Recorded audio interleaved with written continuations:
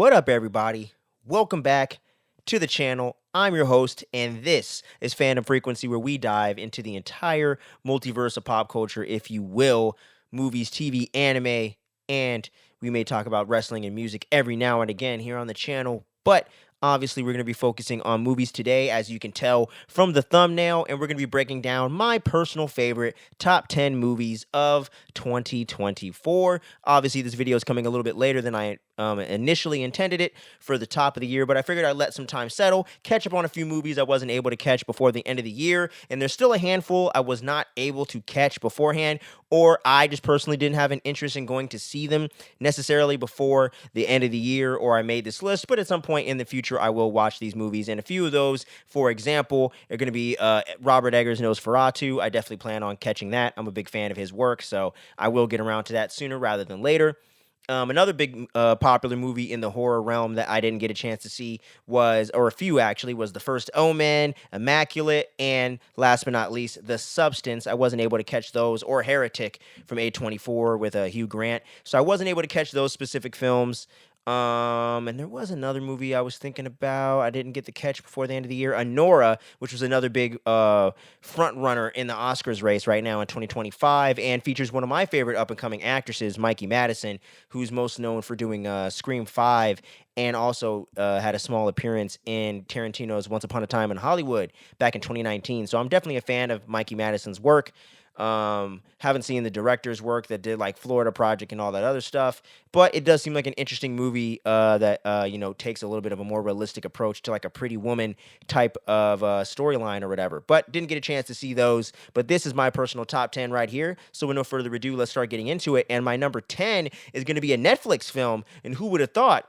But it's Jeremy Saulnier's latest movie, Rebel Ridge, starring Aaron Pierre, who is actually going to be playing Jon Stewart in the HBO Max Lantern series that they're doing in the James Gunn DC universe over there. So it's going to be really intriguing to see what he does with that. But speaking of this project in particular, I really dug his performance, and I thought he has such charisma and star power that he really just had a great presence on screen. Really cool action scenes and choreography as well that kind of shows him de-escalating situations and not necessarily going for the kill rarely in the film, and kind of being able to get out of these certain situations while kind of incapacitating his enemies and people that are getting in his way and everything like that. And it's definitely taking that Rambo First Blood feel from that first original film in the Rambo series, and definitely gives it that flavor. But at the same time, it definitely has that Jeremy Saulnier vibe to it. And for those that maybe are unaware of his work from his name alone, he did the movies Green Room and Blue Ruin,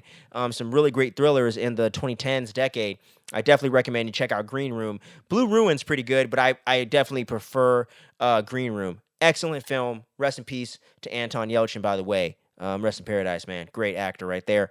But concerning this movie right here, I really, really dug it. I kind of went into it with fairly high expectations because a lot of people were hyping this one up. And overall, it definitely lived up to my expectations. I was a little bit disappointed by the ending and didn't think necessarily the whole film came together as strong as it was primarily in those first two acts. But overall, this was a really kick-ass movie.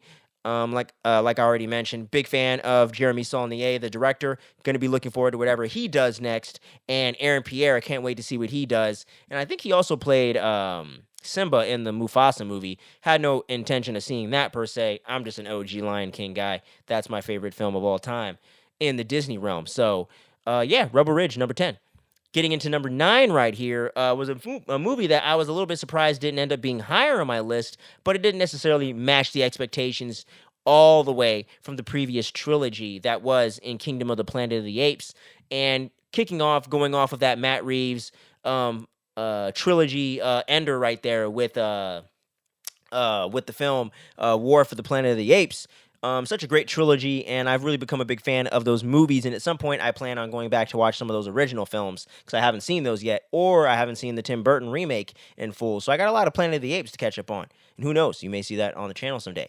But either way, I really dug this Kingdom of the Planet of the Apes movie, even though the damn title is so long and it's quite a mouthful. I really dug this movie overall. And obviously, the character of Noah in this film is nowhere near as compelling as the character of Caesar. They don't necessarily have that hook to really emotionally get you invested in the story the same way they did with Andy Serkis as Caesar and James Franco as that character that he connected with and kind of started this whole virus thing to kick off to begin with, and the way that everything kind of came together in that original film was just so awesome, and being a prequel kind of leading up to some of the events or things that are kind of in its own new timeline of the Planet of the Apes franchise.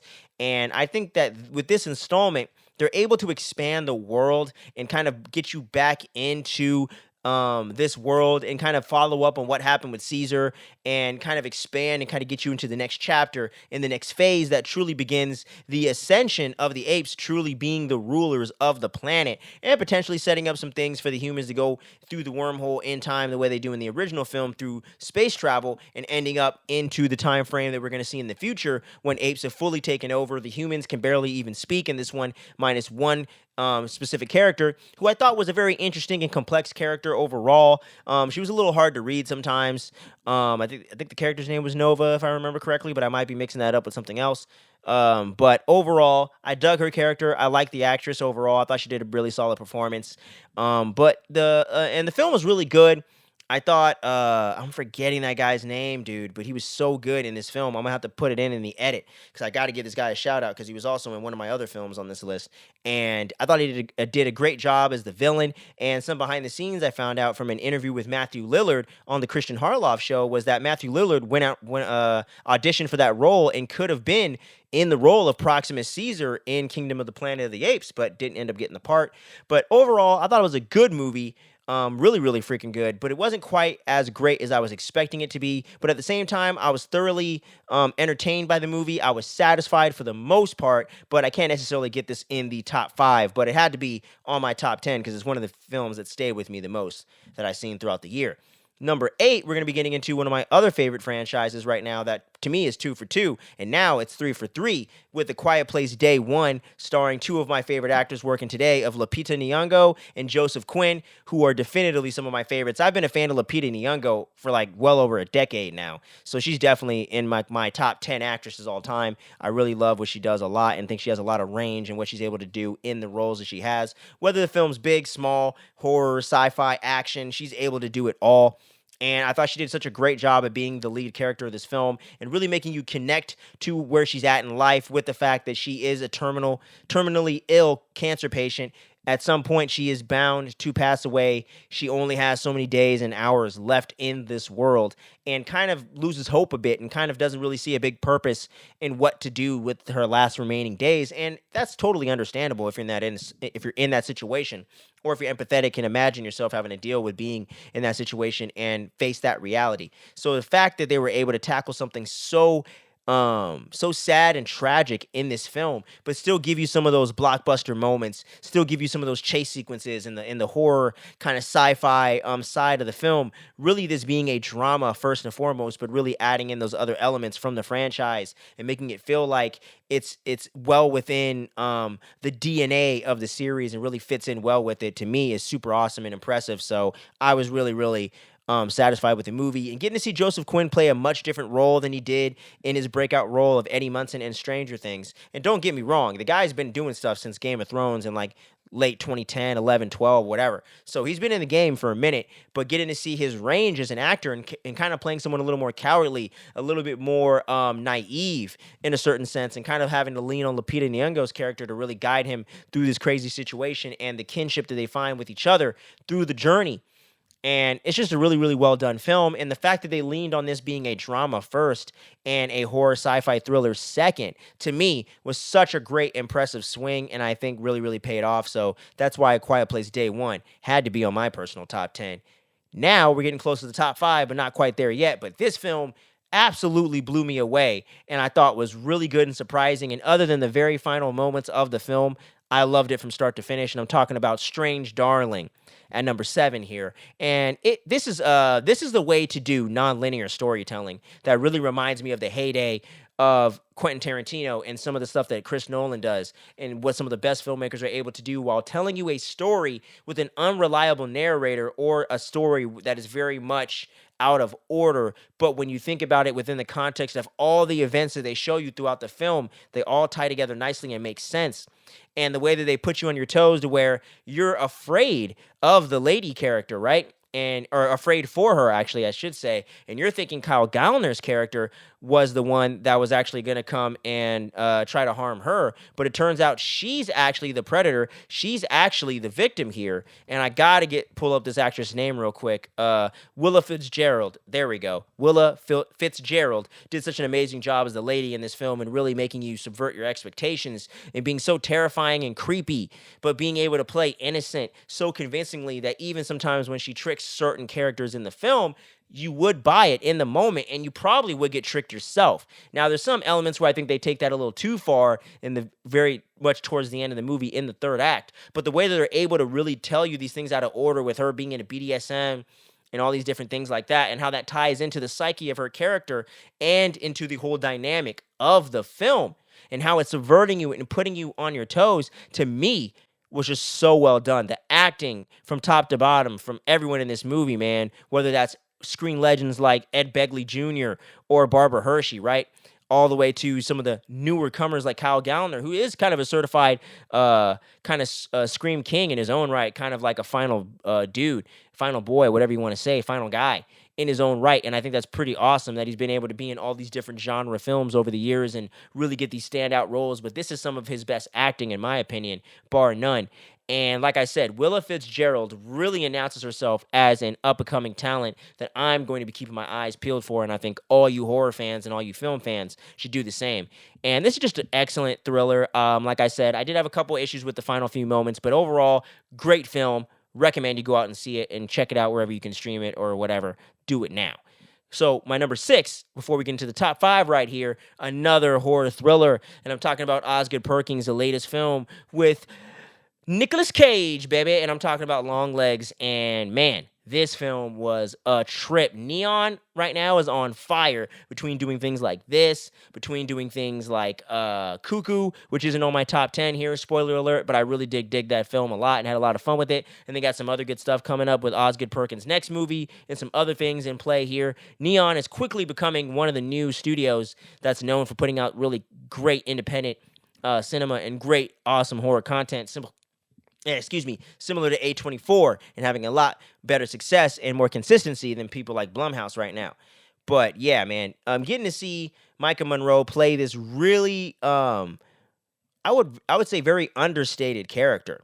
But the way she's able to bring a lot of complexity to that character and really make you connect to her emotionally overall without her having to emote or do too much, to some people was a bit of a turnoff, but to me, I thought was more impressive and made me more intrigued by the character and more interested to kind of peel back those layers and kind of get past that barrier she put up between herself and other people. And I thought that was really cool, in the way that it informed her character and everything, I thought was really awesome. And obviously the big elephant in the room here, Nicolas Cage. While in the beginning of the film, in the first like 30 minutes or so, I thought he was hamming it up a bit too much as the character of Longlegs. I thought in the second half he became more menacing. It was a lot more effective, especially in that interrogation scene between him and Micah Monroe. Gave me complete Seven vibes, man, and I really dug that about this film. And the way that this film's able to play on 90s kind of crime thrillers, right, and murder mysteries and things like that, and kind of have like that neo-noir type vibe to it, but at the same time also feeling like that Silence of the Lambs kind of 90s thriller, but also having its own unique voice that does feel like, obviously because the film takes place in the 70s, you get that old school filmmaking quality to it in that vibe, but at the same time, it doesn't feel like it's hitting you over the head with nostalgia and trying to convince you this is a part of the 70s. It just kind of puts you back in that time and gives you that sense of dread and that sense of tension that those films were able to create from the 70s into the 90s. And I think in the new millennium, since I am someone that was born just before handful of years before the 2000s, and a lot of my film going experience has been movies from the 2000s on, and being able to be just at the right age to appreciate some of the older stuff, I think really enhances the experience of this movie. And like I said, Really awesome scares and really tense, great scenes in here. It doesn't rely on jump scares. It doesn't go down all the stereotypical routes of how it wraps up the film, and does have to kind of let the audience member kind of decipher what they think the ending really means and what it is, but at the same time, it doesn't feel like it's so artsy fartsy where it completely loses me in the end of the movie. So, Long Legs at number 6, well deserved. Couldn't quite get it into the top 5 because I had to get this one in there just a little bit over it because I did have a lot more fun with it. Alien Romulus, man. My boy Fede Alvarez, who has made one of the illest horror remakes of all time in Evil Dead from 2013, which could be seen as a sequel or spin-off, depending how you want to look at it, but that's a topic for another day. Don't want to nerd out too much about the horror things right now. But this film is easily the third best Alien movie. Not a big hot take there, but I think this is one of the best legacy sequels ever made. And it's one of the few that actually pays tribute to the entire franchise, doesn't alienate any single part of the fan base, whether you're more of a Prometheus guy or girl, or if you prefer the classic Ridley Scott, James Cameron type stuff, or if you like the really weird shit from 3, 4, and 5, you know what I mean? And kind of going into those late 80s, early 90s Alien movies, I think, there's kind of those three segments of the fandom. And there's kind of like the hardcore fans that love everything. This movie, to me, felt like a love letter to all of that, but also established new characters in Rain and David Johnson's character of David. David, was that his character? That wasn't his character's name. I'm mixing him up with Michael Fassbender. My apologies. Whatever David Johnson's character's name was, Andy, I think it was. Andy, sorry.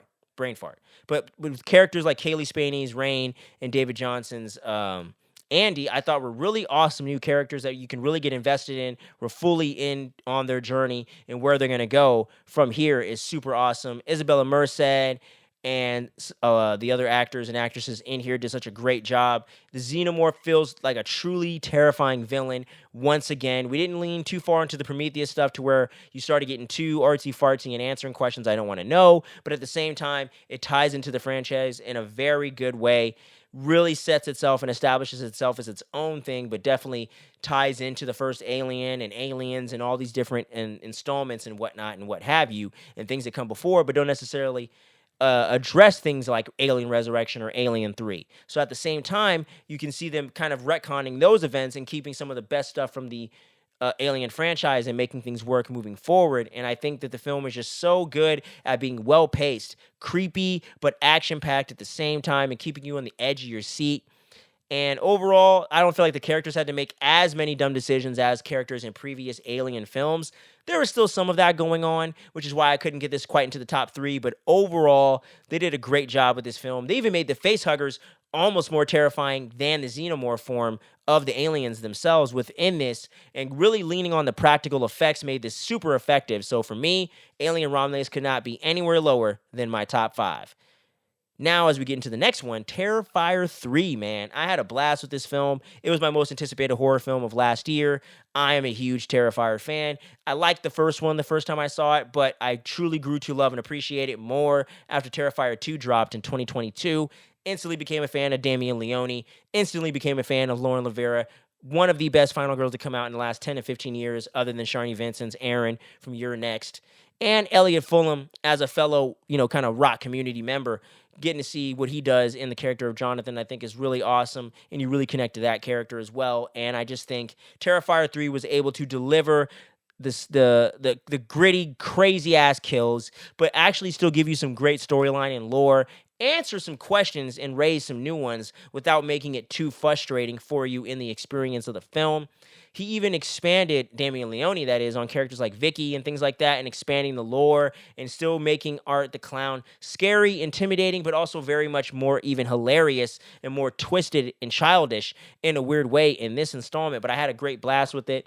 The Christmas aesthetic was an amazing and brilliant choice and really worked well for this film. And it felt like classic 70s through 90s Christmas, not like today. It had that real classic aesthetic to it, which really made it stand out. And I love how he was able to merge the more grindhouse elements of the first film, make it kind of more in that tone and aesthetic, but not get rid of some of the fun and the lore of Terrifier 2, and kind of give you the best of both worlds overall.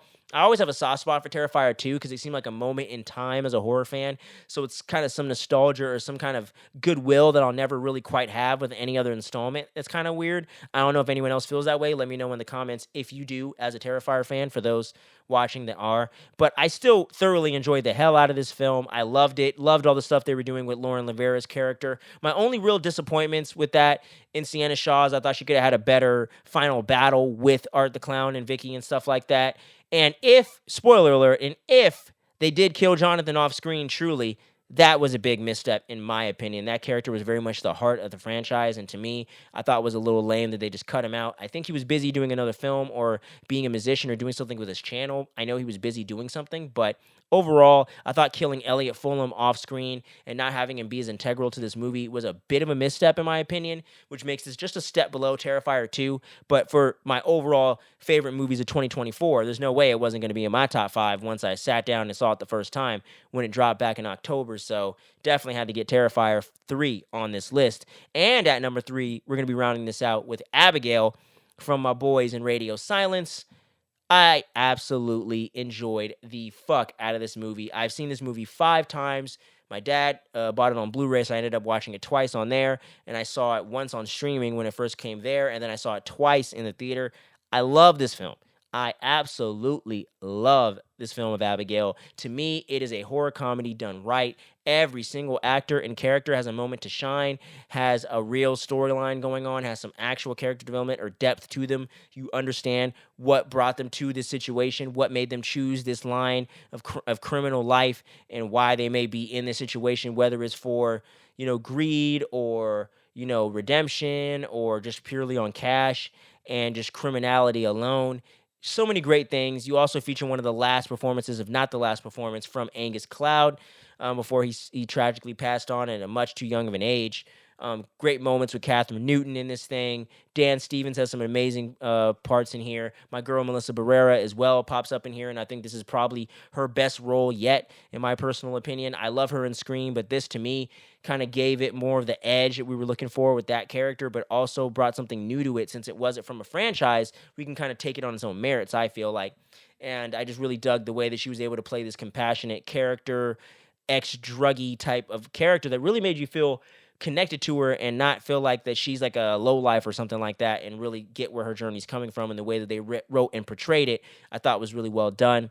And then the character of Abigail herself was so creepy, so intimidating at times, but also so entertaining and like kind of like adorable in a certain way, right? And they're so twisted in other ways. And I thought they did a great job with that actress. And I think she has a really big future ahead of her if she continues pursuing acting, because her performance was phenomenal in this, and is even more memorable than a lot of the adults outside of maybe Dan Stevens and Melissa Barrera's characters. I truly believe she was the most big standout. She stood out in this movie more than Giancarlo Esposito, who is a fucking certified legend. So to me, that just spoke volumes. And I love Radio Silence's work. I would say Scream 6 is probably their weakest film yet, but overall, I still enjoyed that. And with this movie, it could not, no way, not be on my top 10. So it's coming in here at number 3. Now we're going to be rounding out with the top 2 picks, man, and I'm going to get into them fast, quick, and in a hurry.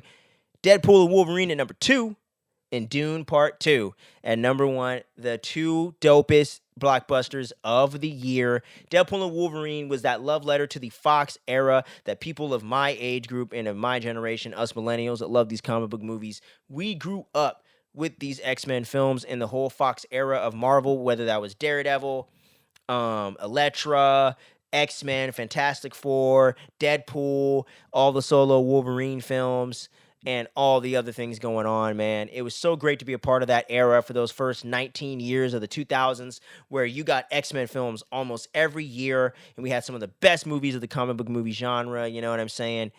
It was just an awesome time to be alive as a comic book movie fan, and getting to see a love letter and something that kind of ties that up, but builds for the future and builds off of the 2 illest characters we've probably gotten out of that entire era, with Hugh Jackman's Wolverine and almost said Ryan Gosling, Ryan Reynolds as Deadpool, of course. 2 perfect casting choices, has been going on for a while now. As of next year, it will have been a decade of Deadpool with Ryan Reynolds on the big screen, and as of this year, it has been 25 years since we got to see Hugh Jackman pop up on screen as Logan, aka Wolverine, respectfully. And it's been awesome to see the growth of that character and where he is now and what he got to do with him playing off of Ryan Reynolds' Deadpool, bringing in their real life friendship and relationship into the film. Pause, of course. No offense to those folks, but just don't want to put out some shipping thing, as their relationship as friends and buddies and colleagues, getting to see them come together and work on a project finally and something of this magnitude, and getting to see the MCU get a big win while kind of branching in the Fox stuff that they acquired through the whole merger and Disney and all that stuff was really fun to see. Getting to see Chris Evans comes back as Johnny Storm, one of the few things that I actually predicted and got right about the film. Super fun stuff. The villain was whatever. The plot was a bit sloppy, so that's why I couldn't quite give it my top spot. But it was the funnest experience I had in the theater all last year. I saw it twice, and I would see it again, and I can't wait to finally get it on that shelf. Times have been tough, but we're going to get through it, and I'm going to give me that Deadpool Wolverine 4K sooner rather than later, hopefully. And then Dune Part 2, absolute fucking masterpiece, man. I've seen this film one time, saw it in the theater, blew me the fuck away. I can still remember key elements and moments in the film. The whole entire speech and knife duel that Paul Atreides has at the end of the film with Austin Butler's character. I can't remember his name right now, to be honest with you, but excellent stuff, man. And getting to see Timothée Chalamet really step into this role and elevate what was going on from the first film with this character and really go through all this different evolution of the character throughout the film was so impressive to me. Zendaya was great. Javier Bardem had some really great, powerful moments and some really good comedic relief moments as well. Rebecca Ferguson, I thought, was really good in this film. And Denis Villeneuve, man, the fact that he got snubbed again by the Oscars, to me, and I think it's a foregone conclusion he ain't going to win Best Picture, absolute bullshit in my opinion, but this film really took me to another world and transported me somewhere else, and there's no way I could have put any other film at number one after getting to reflect on all the movies I saw last year.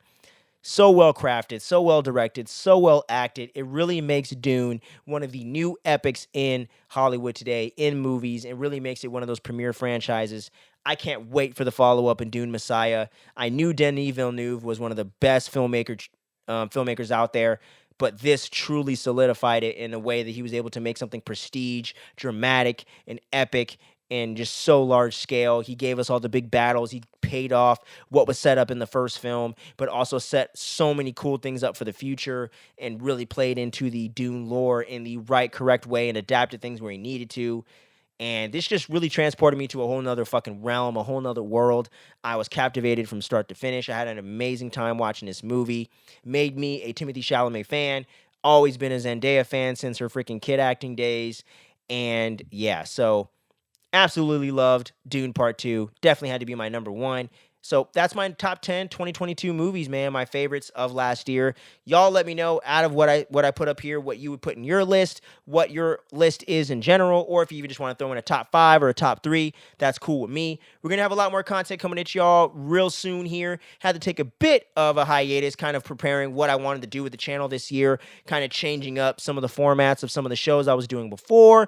Also, going to be getting into some full movie reactions and experimenting with some TV show reactions this year, coming up way sooner rather than later. Won't give you an exact date, but stay tuned. I'm also potentially flirting with the idea of launching a second channel to get into some other realms of pop culture. So that's another project I'm working on, and I'm also a musician and performing in a band right now, Blackout Alley. Check us out on all your social media platforms. We have a show coming up this weekend of January in Pomona at the time of this recording, and this should be out by the time that show is going down, January 26th, Sunday, Pomona, California, DBA 256. Come check out me and my boys in the band Blackout Alley performing some great alternative rock for y'all out there.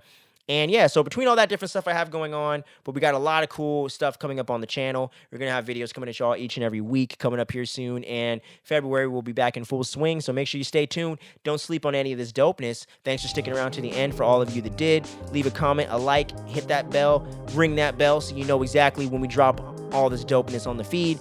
And until next time, make sure you stay safe out there, y'all. And much love to everybody out in LA. Hopefully these fires will be done sooner rather than later. And for all of you else around the world, much love to you. And I hope everything goes well with you and yours. And until next time, peace out.